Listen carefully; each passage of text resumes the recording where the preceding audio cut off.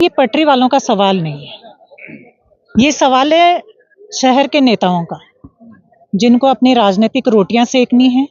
उनको लग रहा है कि अब कोई एजेंडा नहीं रहा हमारे पास कुछ बोलने का, तो उन्होंने पटरी वालों के कंधे पे बंदूक रख करके वो दागने की कोशिश कर रहे हैं। लेकिन मैं उन लोगों से ये कहना चाहती हूँ, जो लोग इसका नेतृत्व कर रहे हैं, विशेष रूप से अनुज गुप्ता जी से कहना चाहूंगी, सभासद गीता कुमारी जी से कहना चाहूंगी कि आप दोनों लोग जो आज पटरी वालों के हितैषी बने हुए हैं, आप तो दोनों एक साथ एक बोर्ड में रहे हैं।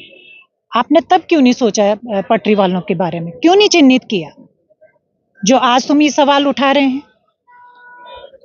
दूसरी बात, जो वो कह रहे हैं कि अध्यक्ष इसलिए लिस्ट जारी नहीं कर रही है क्योंकि उनको भाजपा के लोगों को पटरी पे बिठाना है, अपने लोगों को बिठाना है। मैं उनसे कहना चाहूंगी, ये सोच, ये जो इतनी जो गलत सोच है, ये आप लोगों की हो सकती है, मेरी नहीं। मेरा मानना यह है कि जो भी व्यक्ति पालिका में चुन के गया है, उसके लिए शहर का हर व्यक्ति एक जैसा है। वो किसी का खास नहीं है, किसी का पराया नहीं है। मेरे लिए शहर का हर व्यक्ति, वो किसी भी पार्टी का हो, किसी भी क्षेत्र का हो, किसी भी जाति का हो, किसी भी धर्म का हो, मेरे लिए सब एक समान है।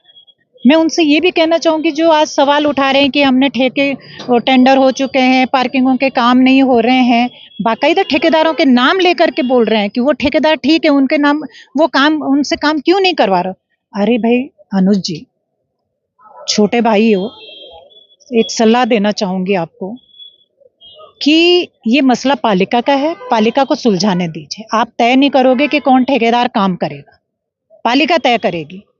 ओपन टेंडर होंगे, जो भी फाइट करेगा, जो भी निकल के आएगा, जिसके नाम भी टेंडर होगा, वो काम करेगा। मुझे ऐसी कोई जल्दीबाजी नहीं करनी है कि अपने लोगों को एडजस्ट करने के चक्कर में मैं बड़े बड़े ठेके निकालूं और अपने लोगों को एडजस्ट करूं।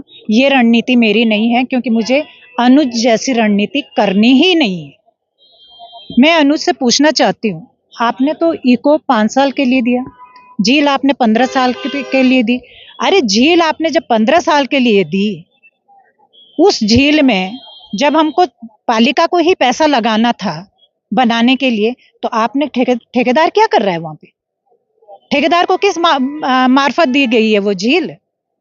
वो या तो ठेकेदार से आप पैसा लगवाते। तो मेरी रणनीति ये नहीं है कि मैं पालिका की प्रॉपर्टी सालों साल के लिए बेच दूं और फिर बोलूं कि नहीं फटाफट काम हो जाए। भले ही देर से होंगे, कोई बात नहीं, देर से होंगे, लेकिन पालिका के हित में होगा। जो भी होगा पालिका के हित में होगा।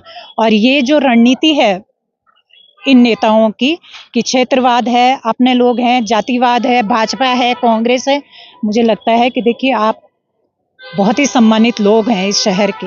आपको इस सोच से ऊपर उठ करके सोचना चाहिए, देखना चाहिए।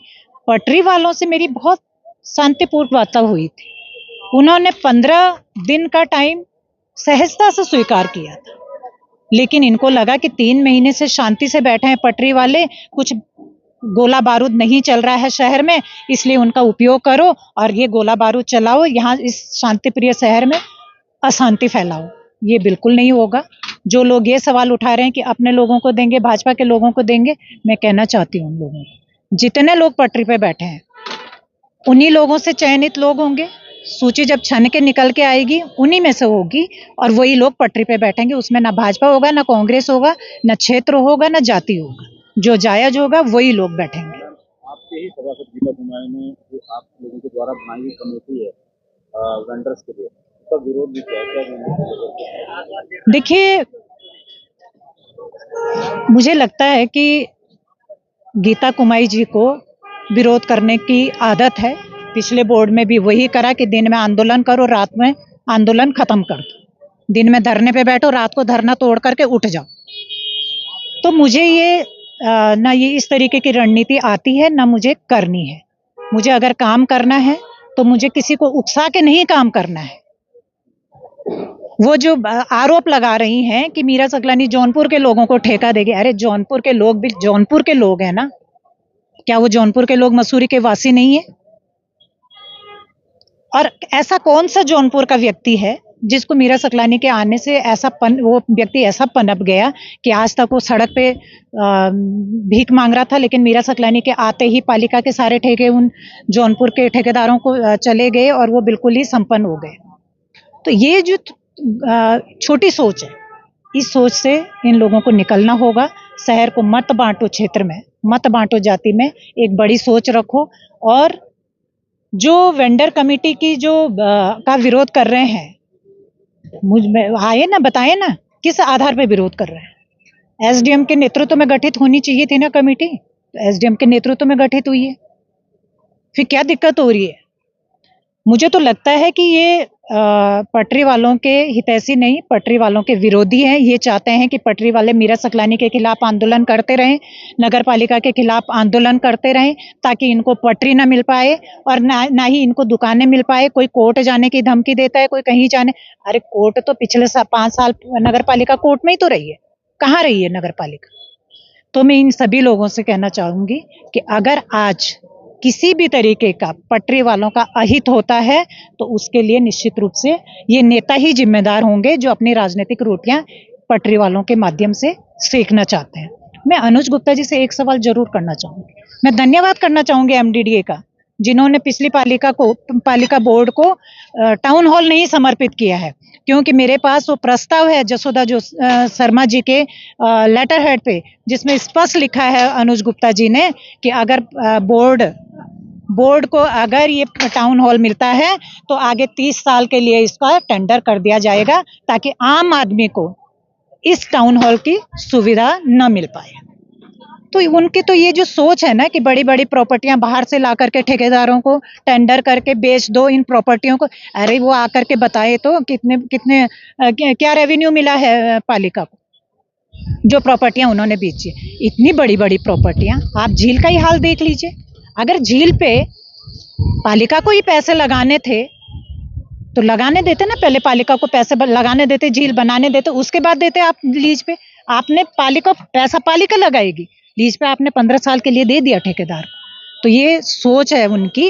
वो बताएं मुझे कि किस आधार पे आपने 15 साल के लिए बाहर के ठेकेदारों को ला करके ये जो प्रॉपर्टियां लीज पे दी है, वो किस आधार पे दी है? क्या यहाँ का ठेकेदार उस काबिल नहीं था? क्या यहाँ का लोग वो काम नहीं कर सकते थे?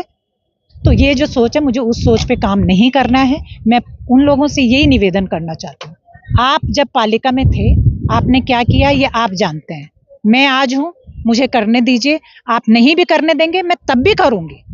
आप ये मत सोचिए कि एक महिला पालिका अध्यक्ष बनी है तो उसको किसी भी तरीके से पॉलिटिकली प्रेशर करके हम काम नहीं करने देंगे, क्योंकि उनका मैसेज था वो कि हम करके तो दिखाए ये बोर्ड काम, हम काम नहीं करने देंगे, हम हर चीज को कोर्ट ले जाएंगे। अरे कोर्ट जाना तो आपकी आदत है, ये मेरी आदत नहीं है। और मैं उन सभी नेताओं को एक चीज जरूर बोलना चाहूंगी कि जिनके घर खुद शीशे के होते हैं ना, उनको दूसरे पे पत्थर नहीं उछालने चाहिए। कहीं ऐसा ना हो कि वो फिर खुद के ही घर टूटने लग जाए।